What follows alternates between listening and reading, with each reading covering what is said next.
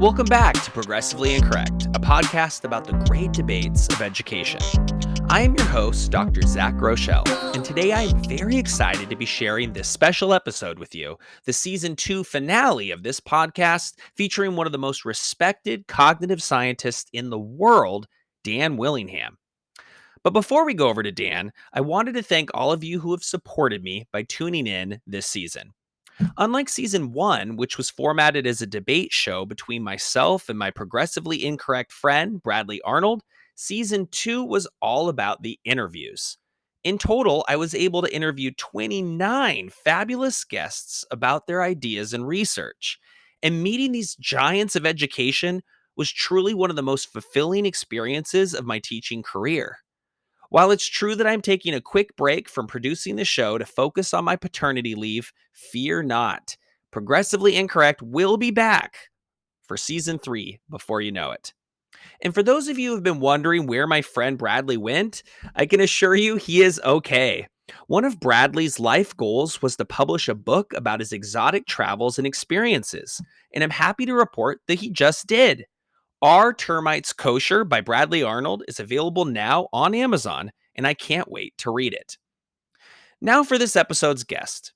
Dan Willingham is a professor of psychology at the University of Virginia and a renowned expert on how cognitive science can be applied to K12 education. He has authored several best-selling books, including Why Don't Students Like School and Outsmart Your Brain, and his work has been featured in major publications such as the New York Times, the Washington Post, and the Wall Street Journal. So whether you're a teacher, a parent, or just someone interested in education, this episode is sure to challenge your thinking and provide you with valuable insights into how people learn. Personally, I was blown away by this episode and absolutely tickled that Dan was able to come on the show and make my dream for the season 2 finale come true. So, without further ado, let's dive in and welcome Dan Willingham onto the podcast. Hello, everyone. Thank you for tuning in. I am here with Dan Willingham, and we're going to be talking about his new book and a lot of the ideas that have been coming up throughout this season of Progressively Incorrect, which this is the season finale. I'm on paternity, so this is the big one. I feel like this is how are you doing, Dan? I'm great, thanks. I hope you are. And where are you calling in from? Calling from Central Virginia. I'm in my office at the University of Virginia. Perfect. How about you go ahead and introduce yourself to anyone who doesn't know you and your work? Sure. So I'm a cognitive psychologist by training. My background actually was sort of at the intersection of cognitive psychology and neuroscience. And I was especially interested in questions of human learning, and especially fairly technical questions about the organization of different learning systems, like the fruitfulness of thinking of different types of learning as being composed in different systems. And I did that work for about the first 10 or 15 years of my career. And then starting about 20 years ago, got interested in questions of education and did that for about 5 years and then dropped the other stuff that I was doing. And so for the last 15 years, I've really focused on the application of what we know about the mind from cognitive psychology to questions that are relevant from pre-K through graduate education. Excellent summary. And my first contact with you and your work was by reading Why Don't Students Like School, which I know there's now a second edition. I'm holding the original. And what really changed my practice, and I have to thank you for this, was when you sort of exposed me to that box model of the mind, right? The working memory and the long-term memory and retrieval and all that. I want to talk about that to start this episode off. So I've spread it to teachers. I find it very useful. What is this sort of the main model of memory that you're known for, and how can it help teaching? Yeah, I mean, and first, I shouldn't be known for it because it's certainly not my model. This idea of, and you can see already I talked about the technical work I was doing before I was interested in education was about memory systems, and this is a memory systems model. You're talking about long-term memory versus working memory as different types of memory. The work I was doing, by the way, was like different types of long-term memory. But this is a distinction that goes back to the 19th century. The contemporary models go back to the 1960s, and there are lots and lots of different models, a large variety of different architectures that incorporate this basic distinction between working memory, which is the easiest way to think of it is sort of synonymous with the contents of consciousness. It's what you're thinking about now. And then long-term memory, which is like your data bank, your storage of everything that you know. And then there are it's useful for teaching because there are a few different principles about how these systems operate that end up, I think, having some application in the classroom. For example, a really key idea, and of course, John Sweller has been a strong advocate of emphasizing this perspective. One of the principles is that working memory can get overloaded, and you can only think about so much stuff at a time. And when working memory gets overloaded, thought breaks down. That can express itself in different ways. Young children, will just get frustrated and may act out. Older children may just sort of tune out. And that's actually fairly characteristic of trying to apply cognitive principles in the classroom. They may look very different depending on what the content is that you're teaching, your personality as a teacher, the student's personality, lots of different, their self-image as a learner can have a huge impact. But I think getting back to the model, I think this model is useful just as a way of organizing what you see in the classroom. A lot of times things that cognitive psychology can do for you is it's helpful just as a way of giving you a way of organizing and thinking about what you observe in the classroom. In one of my publications, I call this the mental model of the learner. Everybody has a mental model of children, and there's ample work on this. That when teachers begin their teacher education, they already have beliefs about how students learn, what their emotional lives are like, and so on. And I think what cognitive psychology, both the box model that you mentioned and other findings, can do is to one of the things it can do is to inform that mental model of the learner. Perfect. And I find it to be really easy to sort of teach and then to show the predictions, to have teachers sort of make predictions during trainings that I lead. But there's sort of pushback that it doesn't come usually from the trainings I do, more from the Twitter and the online world, that basically there are no boxes in the real brain, and humans are not computers. And so using this to inform teaching is really not going to be fruitful because learning is so complex. I mean, have you heard this before?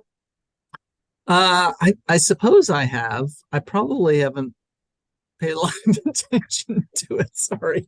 I mean, Twitter is Twitter, right? And I mean, I've actually learned a lot from people on Twitter. I've met a lot of fabulous people on Twitter. I was happy to go on this podcast because I've encountered you so frequently on Twitter, and so knew who you were and so forth. But back to what your real question was. Yeah, of course there are not boxes in the mind, and any model that you take of the mind is going to be imperfect, and you may know about some of the imperfections. And if you don't know of any ways in which the model falls short, trust me, there are ways the model falls short, and you just haven't discovered them yet. But models can nevertheless be useful. All of the scientific models that we have are approximations, and some of them are just much better approximations than others. And it's true that when we're talking about the human mind, our approximations are cruder and less well developed than they are in other areas of science. But nevertheless, I think that there are good data to show that some of the predictions that we draw from these models are useful, and they're not always intuitive. I mean that we can be pointed to ideas for classroom activities, ways of interpreting what's happening in classrooms that we probably wouldn't come to if we didn't have these models. Another piece of pushback I hear is around sort of difference versus commonality. And I know you've written about this before, but the idea that you can't really model the mind because students are so different from each other that it's impossible to make predictions. I mean, is there any truth or utility to that line of thinking? I don't think that's a useful way of thinking about it. And honestly, in its extreme version, I don't think any teacher would really subscribe to that, including the people who sort of float that idea.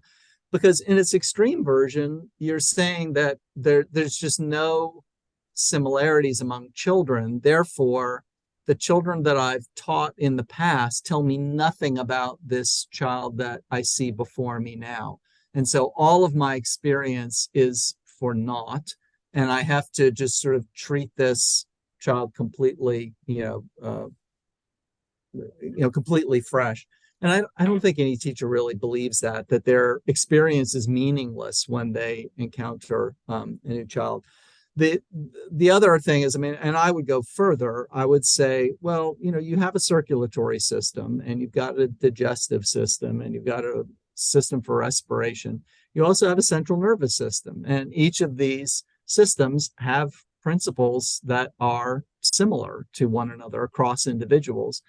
And it would be, really implausible if evolution had outfitted each of us with a potentially completely different architecture for how thinking happens. And your memory, the way your memory system works, the way your attention system works, is just unpredictably different than mine. These systems are all interlocking. And so if you've got a different attention system, you're going to have a different memory system too, in order for the memory system to be adapted to the way your attention works. It's just kind of implausible. So, excuse me, it's obvious that every child is unique. But the uniqueness of children goes to things like their experiences and their personalities and their interests, things that I think all of us would agree vary across children. When you're talking about things like how does learning happen, there's some of those individual pieces interact with what we might think of as a core learning system. So the fact that they've got different interests means that they're going to be differentially engaged by different types of things. But the commonality is still there. There's not a fundamentally different process. The last thing I'll say about this, Zach, is that it's possible, as you, I think, know, I've written about learning styles a number of times. I'm really candidly sick to death of talking about learning styles or writing about learning styles. I keep being asked to write about them in one way or another and submit. But that idea, it could be right?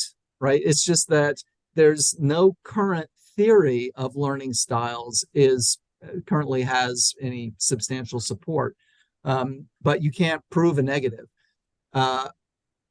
And I think it's important to remember that, because when there are good data for certain commonalities among children, and then if you subscribe to the idea that there may be really substantial, important differences among children that would be useful for us to know about. Learning styles is one example of that. It's not the only theory that could fit that category, but you basically need some categories of kids. If it's not going to be just completely random and unpredictable, like every child is completely different in this way, well, there's nothing for me to learn there. It's sort of a hopeless situation for me as a teacher. If they're categories, though, like there's three types of kids. There are, spatial kids and verbal kids and pictorial kids, whatever the hell it would be. Then I can get some purchase on that. That idea could be right, but we don't have any, we don't have a theory that's worked in that domain yet, whether it's a learning styles theory or something else. The closest we would come is describing different abilities in children. The idea that some kids are good with words, and some kids are good with space, and some kids are good with numbers. That's commonly observed, and we to some extent can measure it and have some ideas about why that happens and so on. It's not obvious what you would do about that in the classroom. It's actually fairly controversial. But when it comes to something that teachers would actually be happy to know about and feel like, oh my God, this really can help my practice. Scientists just don't have anything to offer when it comes to differences among kids. That was a really long answer, sorry, but there you go. No, I've been waiting to ask you that question for a while, because like you said, I think the hopeless space is something maybe some people really are arguing for. They feel that, students are so different from each other that is the justification for kind of open learning, kind of unguided sort of everybody choose your own adventure in my class. And that's kind of what the podcast has been about, is it seems like that can't be the solution either. You know what I mean? So, I mean, and I think that it's important to point out that there's really a goal embedded in that view that goes beyond saying like, this is what children are like. And so I'm sort of left with no alternative but to have a completely open classroom. And again, you and I are probably caricaturing what most people would believe. We're making it pretty extreme, but for the sake of illustration, let's stick with the extreme for a moment. That's really saying like the goal of school, and the goal of schooling is such that I'm okay with everybody choosing their own adventure. And as long as they're kind of doing something substantive, I'm cool with it. And that, some people would endorse that and some people would not. I mean, like, that some parents would say, no, I mean, like they have to, I don't care whether they want to learn math. I don't care whether that's natural to them or anything. Like they need to learn math. End of story. And that's just a different vision of what schooling is supposed to be. Not the process of schooling, but what the ultimate goal of schooling is. Excellent. Let's move to the next piece, which is reading. I actually went and picked up your book a few years ago, like Raising Kids Who Read. I hope I got that right. Yep. Yeah. And excellent. It's sort of geared towards parents, but teachers can totally pick it up, especially if they're kind of new to the science of reading. And my daughter's just starting to learn to read. Big question. Can you give me some advice as a parent? How do you raise a child who reads? So the premise of that book is that there are three components that you want to think about. You want to think about decoding. And I put fluency. I sort of bundle that in with decoding. Think of it as going from words on the page to meaning in the mind. So we'll put decoding and fluency in there, and then comprehension as the second part, and then motivation as the third. And the premise of the book is that parents tend to think about the first of those only in kindergarten when children are learning to decode. They think about comprehension in about grade 3 or 4 when decoding is fairly fluent, and suddenly children are starting to learn how to put meaning together. And then they think about motivation, usually about puberty, which is when motivation kind of falls off the table. And most kids already have been reading less and less, but once kids hit puberty and get really social and they're interested in other things and they're more independent, they read even less during their leisure time. And the premise of the book is that you really want to be thinking about all three of these throughout their childhood. So you want to be thinking about reading motivation long before your children are reading. You want to be building a home that is a reading home. And there's lots of different ways to do that. The most obvious is modeling and making books available to your children. But I think even more than that is making it clear to your children that learning is a family value, that this is in our family, we like to learn things just because we like to learn things. That's one of the things that's important to us. And there are, a million ways that you show that in daily interactions, showing that curiosity, showing that willingness or eagerness to set other things aside in favor of learning about the world.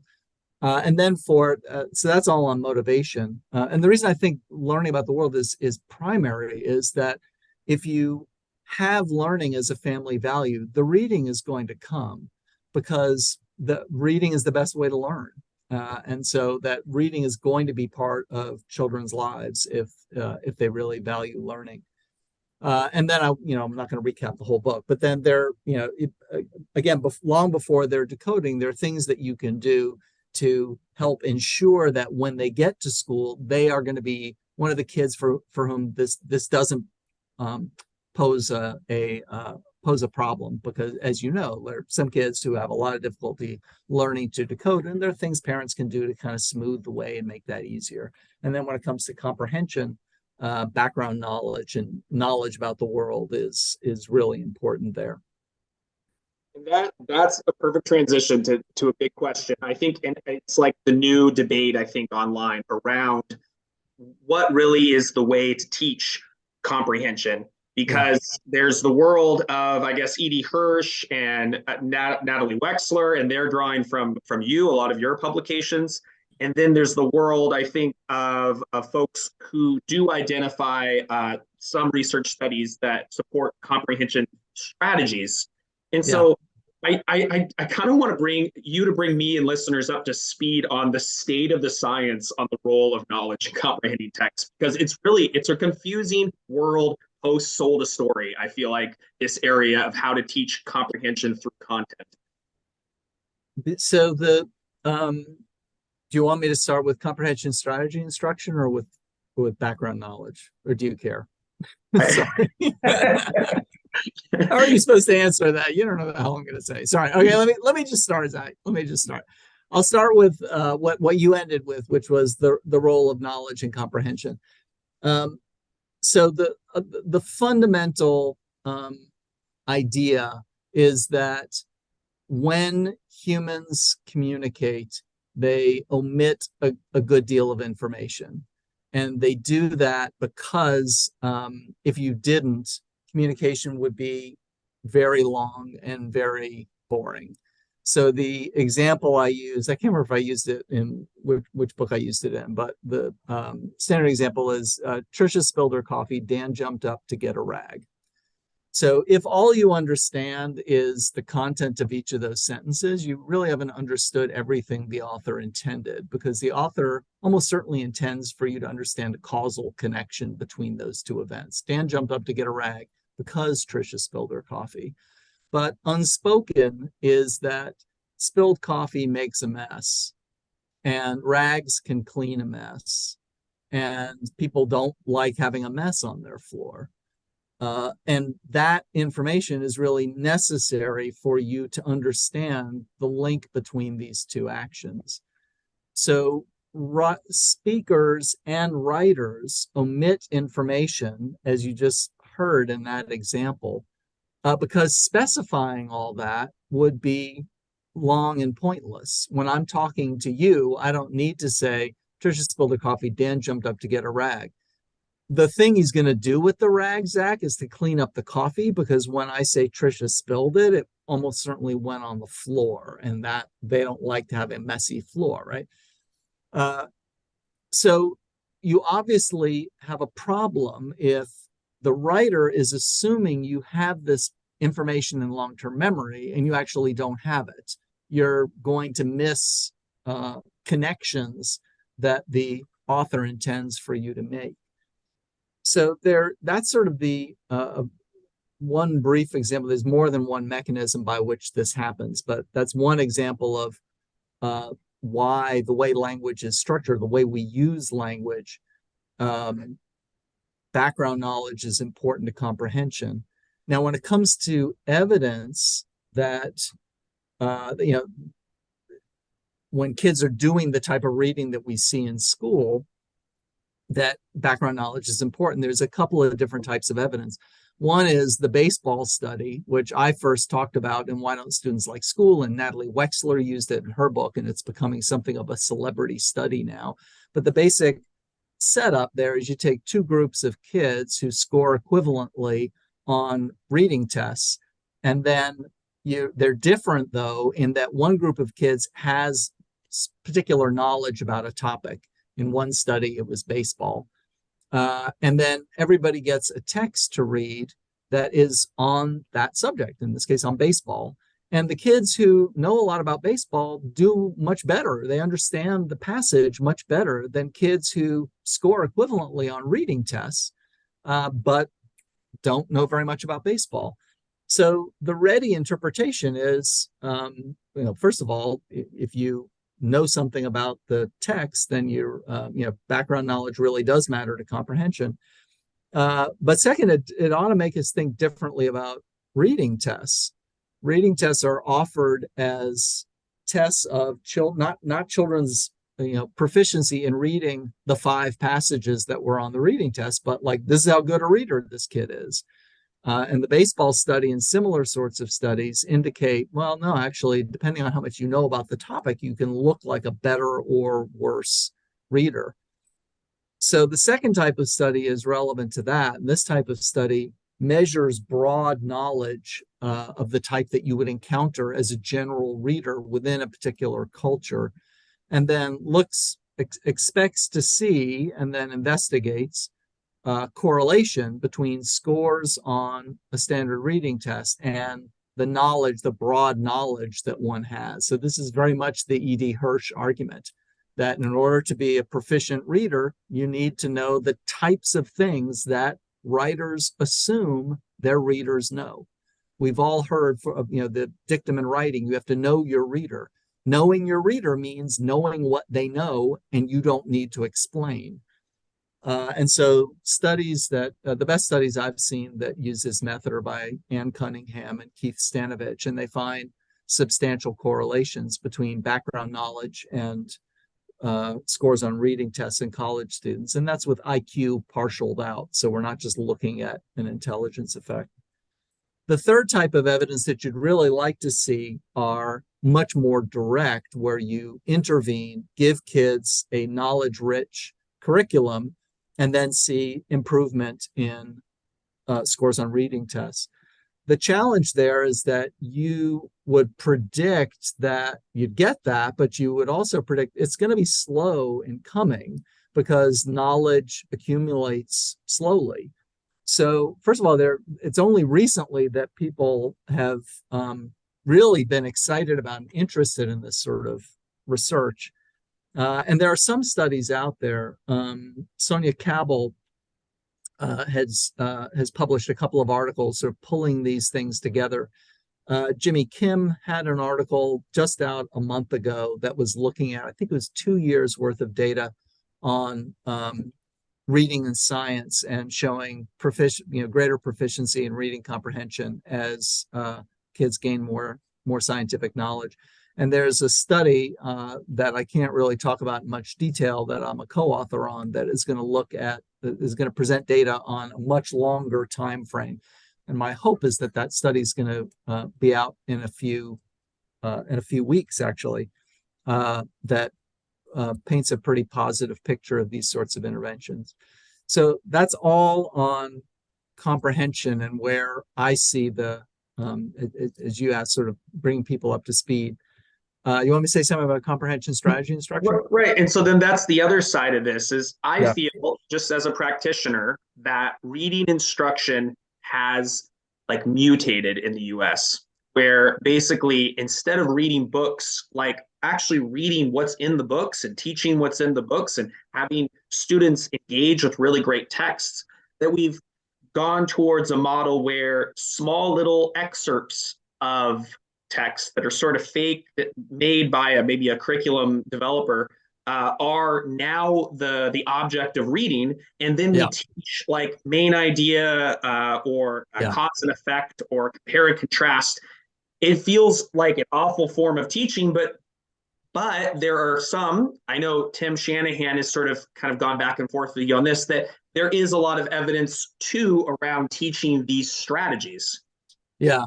So I'll say a couple of things. One is that the extent to which what you describe characterizes American schools right now is very hard to know.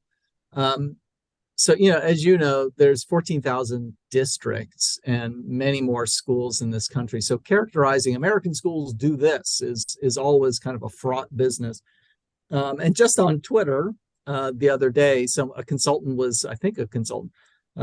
think that's her role, was saying like, I'm in hundreds of schools and I don't see very much strategy instruction at all. I was at a conference in New Orleans last week, and at the end of my talk, I had a group of teachers come up to me and say, like, they've removed basically exactly what you just said. District leaders have removed books. They want us to teach nothing except finding the main idea in 5-paragraph essays because they're terrified of the standardized measures in our state. So you sort of hear a little bit of everything, and I don't know what the truth is. I feel more confident on what we know about the effectiveness of comprehension strategy instruction. Comprehension strategy instruction absolutely works if you're, and by works I mean you get measurable, sizable effects on standard measures of reading, and that seems to transfer pretty well. There are other ways I would ideally like to see transfer done, but that's a story for another time. But basically, I would say like there's tons and tons of evidence that it works. What I've emphasized is there's also an impressive lack of evidence that extensive practice with comprehension strategy instruction pays off. So in other words, there's lots of evidence that you get an effect. There's also lots of evidence that you get this effect quite rapidly. You don't need a lot of time spent to see the effect. And if you spend more time, you don't get a bigger effect. And what Gail Levette and I argued in 2014 is that what this is consistent with is a different way of thinking about what comprehension strategy instruction is doing. I think the way a lot of people think about it is it's similar to coaching in athletics. Comprehension strategy instruction is teaching kids the kinds of things that skilled readers do when they're reading. And so similar to like if you're trying to teach a child the right way to swing a bat in baseball, you show them the way a good hitter does it, and then they practice and practice and practice until that kind of becomes second nature to them. And then they're always swinging the bat that way. And likewise here, we teach this is the way good readers, or this is what they're thinking as they're reading. And that's going to help with your comprehension. But what we don't see is practice and practice and practice the strategies, and you'll get better and better at deploying them. Instead, we see you're able to deploy them almost immediately, and more practice doesn't make you any better. So that's inconsistent with the idea that comprehension is a skill in the sense that swinging a bat is a skill.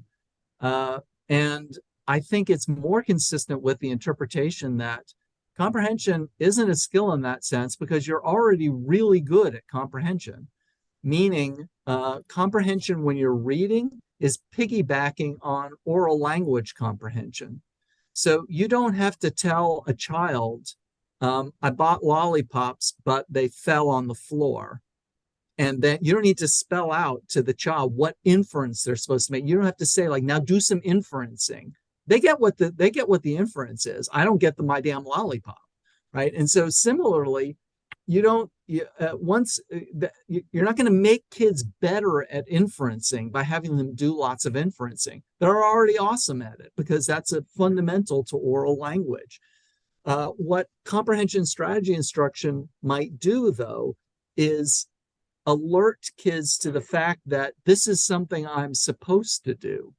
In other words, for very young children who have not yet really figured out that reading is not just saying the words aloud, it's I'm actually supposed to understand this. Comprehension strategy instruction might help them make that mental jump and recognize, oh, I'm supposed to understand this. And for other kids, it might increase their criterion of what it means to understand the text, because there's work going back to the late 1970s, or the landmark study by Ellen Markman in 1979, showing that children set a very low bar for whether or not they think they understand. And even college students are not that much better than elementary school children. They tend to read sentence by sentence.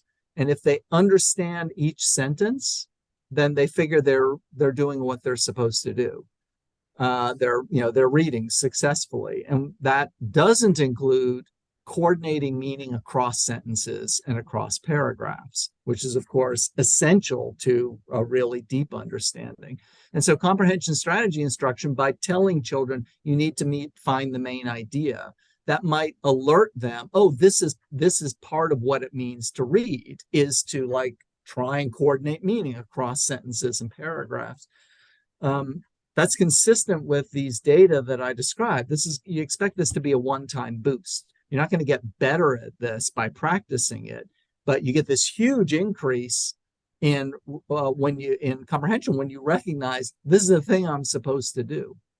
So that's what I think is going on with comprehension strategy instruction. And I want to also be clear that by comprehension strategy instruction, I'm not including like everything that we might ask children to do with a text. So it's specifically the type of things we ask children to do to understand the text, like comprehend basically what the author is communicating. It's not the sort of analysis that we would do, like, understanding like how to look for irony if you're an English teacher, or understanding how to interpret primary sources if you're in history class, that sort of thing. The little linguistic distinction I draw is there's working with texts is something different than comprehending text sort of at the more basic level. And so that is that type of comprehension that I'm talking about, is being targeted in comprehension strategy instruction. That all makes sense to me. But there's this feeling like going back to whether or not teachers are kind of being instructed or feeling like they need to really spend an inordinate amount of time on these comprehension strategies compared to maybe more fruitful activities. Like, let's just say that they're spending way too much time on them. But then there's this background knowledge piece that they are substituting comprehension strategies for, right? It would be the thought. So wouldn't a solution to all of this be to take the standardized tests and to make sure that what background knowledge is assumed in the standardized test is sampled from content areas in schools, which would then kill two birds with one stone, in that it would kind of compel teachers to teach social studies and science. Have you heard this? Have you heard this argument before? Oh yeah, absolutely. I think I've made this argument before, and I've seen a number of people make it. To me, it just seems fundamentally, in the like through my teacher lens, it just seems fundamentally more fair. Like, if you're going to evaluate me based on how well my children do on a standardized test, isn't it only fair that I know what's on the test? Like, how am I supposed to succeed in those circumstances? To say not, this is just setting aside what's best for the children, right? I'm just talking about it from that perspective. But yeah, no, I think the other side of it is that I think it's really important from an equity perspective that if background knowledge is important for reading comprehension, and therefore important for performance on reading comprehension tests, if background knowledge is important there, then the unpredictability means that whoever has the most knowledge is going to seem to be the best reader and succeeding the most in school. And those are going to be the kids who have had the greatest opportunity to acquire that knowledge. And we all know that wealthy kids have more of those opportunities than poor kids. Excellent. Let's go to the next question. Whenever we're talking about anything from reading, which we just discussed, to math, to 5-paragraph essays, people often imply that learning should happen naturally. And I mean, the whole language movement was based on this idea, and some forms of reform math. People might even say like something is not developmentally appropriate as sort of a variation of this theme. Is there any truth in the idea that learning is something that most of us just pick up? Yeah, there is, but there's often misunderstanding about what really natural learning is. There's some things that are learned very naturally. And there are a lot of things that aren't. So, and most of what we want children to learn in school is these are not natural things to learn. So things that are natural, learn oral language is natural. So it's useful to talk about why I say that. The way psychologists think that you get some purchase on the idea of what natural learning is it's if it's part of our inheritance as humans to learn something, then it's going to be invariant to culture. So you should see it in every culture in the world. Everybody learns this thing. The second thing is the expectation is it's not going to require much in the way of environmental support. If it's natural, if you're in a truly minimalist, impoverished environment, you probably won't learn it. But with exposure to sort of minimal conditions, then you're going to learn it. So something like oral language fits that. You don't find a culture in the world that doesn't have oral language.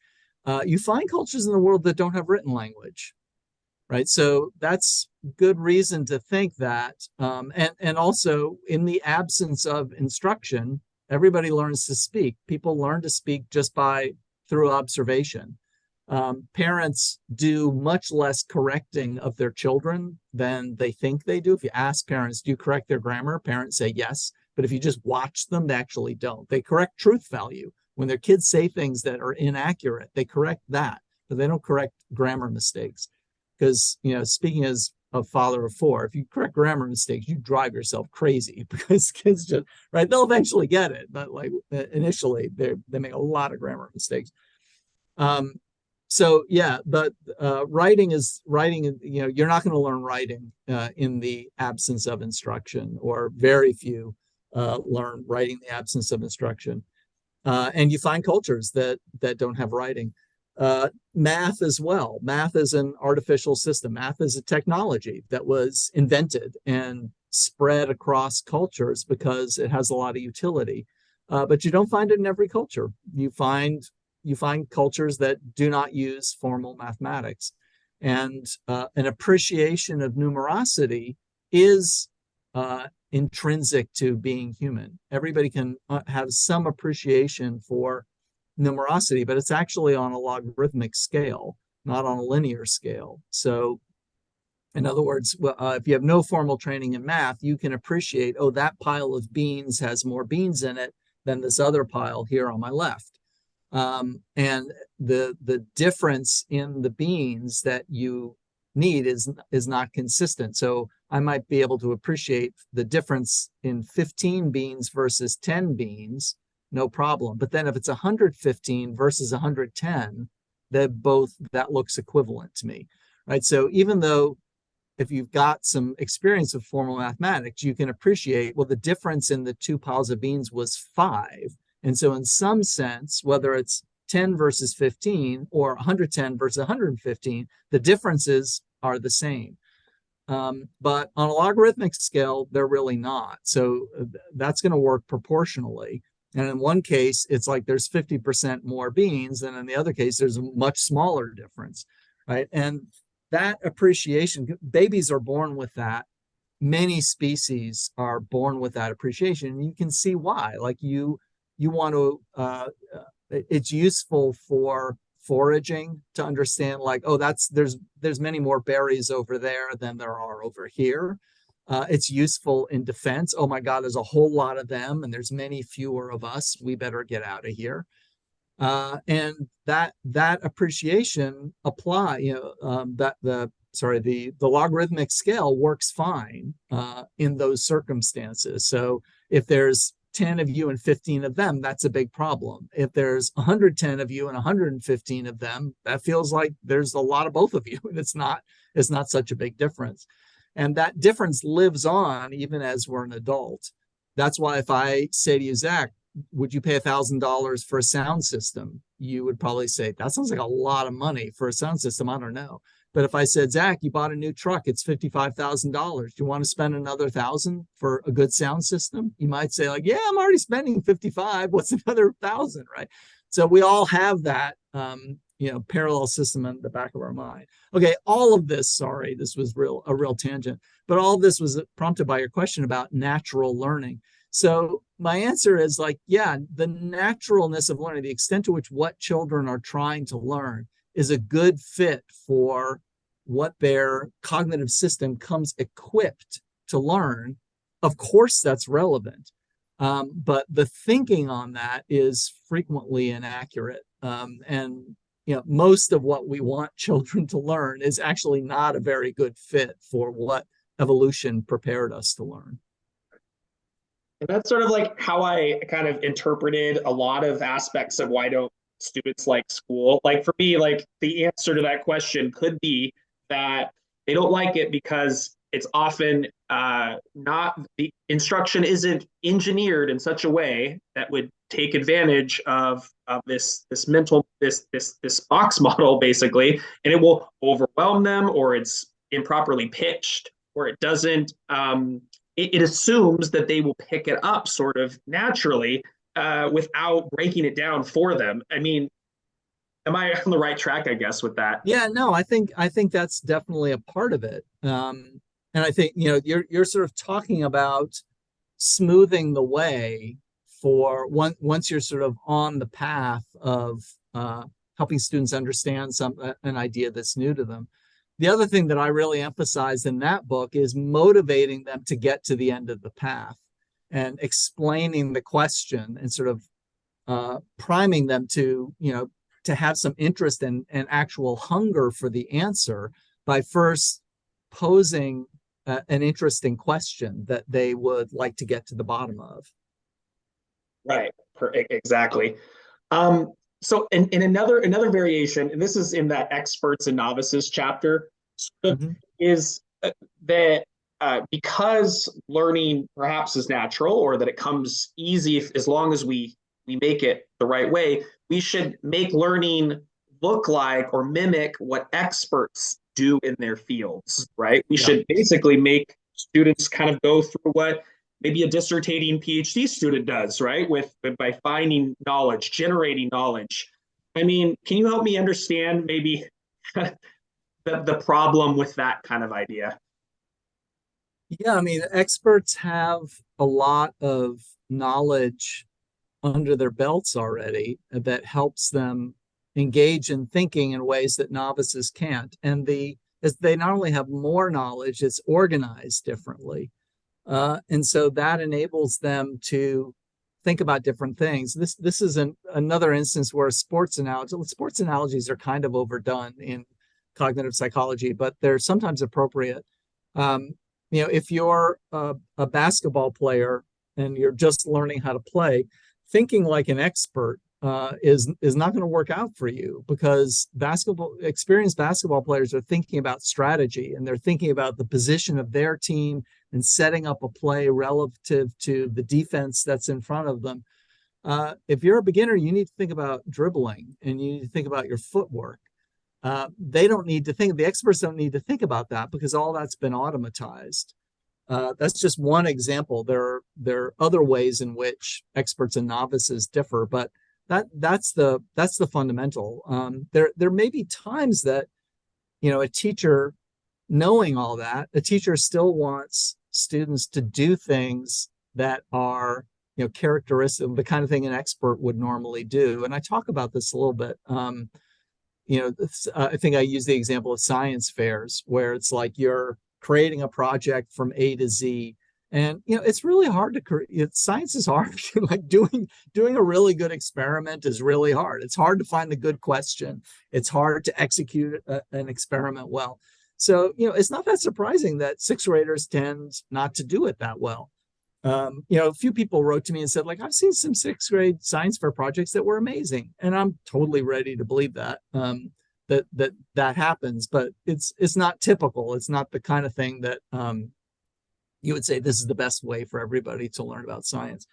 Nevertheless, I could totally imagine a teacher wanting to do that because it's motivating, it's exciting, it's something different, it's a type of experience that you don't get just doing canned lab experiments or whatever. There's and so what I've always said is I'm just advocating for teachers to have all the information that I think would be useful to them in making those sorts of classroom decisions. Perfect. And you have a new book out, which I need to go pick up, which is titled Outsmart Your Brain. There it is. Yes. Outsmart Your Brain.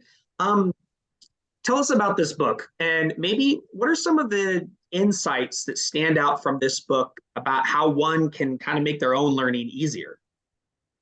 So the motivation for the book was actually my thinking about the difference between expectations for kids in pre-K versus expectations upon high school graduation.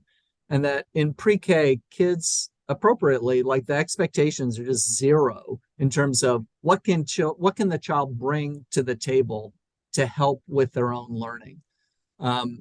If a child is not learning in pre-K, we're looking at the teacher. We're not telling the child, like, you don't seem very motivated in pre-K. Like, why aren't you learning your colors?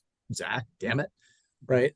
Whereas by grade 12, if Zach's not doing very well in his calc class, I'm probably not talking to the teacher. I'm talking to Zach and saying, I'm not going to the teacher and saying, why aren't you creating a learning environment that motivates him? I'm expecting that you are well self-regulated. So there's a host of things that we expect a 12th grader to be able to do that we don't expect of very young children. We expect them to be able to listen to complicated talk and learn from it, make sense from it. We expect them to know how to take notes. We expect them to know how to learn from and not just execute exercises like labs, how to commit things to memory, how to know when you've memorized something, how to plan your time, how to avoid procrastination, deal with anxiety. There's a long list of things. And most students are not taught how to do any of those things. These expectations just sort of come online. Like at some point, they just start having quizzes. No one's taught them how to memorize something for a quiz, though that's obviously the expectation. So I wrote the book to address that need. So the book is really aimed at students, and it's organized by task. So there's one chapter on listening to teacher talk and how to learn from teacher talk, one chapter on committing things to memory, one chapter on procrastination, and so on. And there's 14 in all. And each chapter, the front end gives a little summary of relevant psychological theory, like 1,000 words or something, sort of explaining a basic principle. And then the bulk of the chapter is concrete tips about how you can do this task better. And at the end of each chapter, there's a little section for teachers, things that I think they should know about this process. So that's what the book's about. And I'll give you, I don't know, what you wanted an example? Give me a topic that you think would be cool. Right. No, cool is too high a bar. Give me a topic, but let's not say it's going to necessarily be cool. Well, like I'm thinking about when you're at home or you get to college and you're meant to be able to study. And yeah. I mean, do you think, like, what would you recommend? And do you think it can actually be taught to students when they're notorious for not doing a lot of things we think they should be doing when they're studying. Yeah, no, it absolutely can. Yeah, motivation is always going to be an issue, and I don't think there's a lot in the book about motivation, because that does depend on the content. It depends on, sort of where students are in their lives and so on. But it more sort of presupposes that you're like, I would like to do well here, and uh, and when you say study it, I'll draw your attention to, that there are multiple parts to that. So when my students, I teach college, when my students do poorly on an exam and they come talk to me, they're usually saying, well, I'm here for like study tips. And what they really mean is memorization. But that may not be the issue. It may be that the things they're doing to try and commit things to memory are fine. The problem may be they never really understood the content in the first place. Or it could be they understood it, they just took terrible notes. Or their notes are fine, but they're not very good at judging the importance of various ideas. And so they're sort of scattershot in what they're committing to memory, and so on. Like, there's multiple things that have to go right for, learning to really be optimal. So when it comes to motivation or planning, I mean, one of the things that and this is, I'll sort of take your question to be one of planning. Students do have a lot of trouble with planning, and there are a couple of problems. One is that their planning tends to be by task rather than by time. So students come home and they think, okay, what do I have to do in the next few days? And that really makes you prey to the planning fallacy.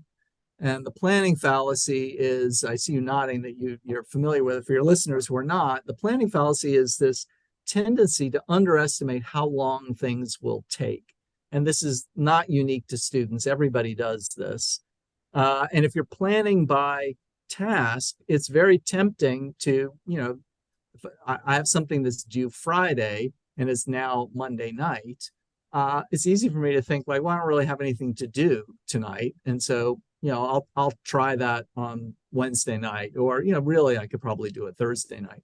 But because of the planning fallacy, I'm thinking I can get it done in one night, and I may not be able to. Or the other thing, and this is part of the reason the planning fallacy comes up, I'm not accounting for the fact that something may happen Thursday night, even something really unusual and weird. Like, if you're in college, like, my roommate locked me out of my room. Like, that never happens, right? But this is the first time it happens. And now for 3 hours, I can't get to my laptop and I can't work on the assignment, right?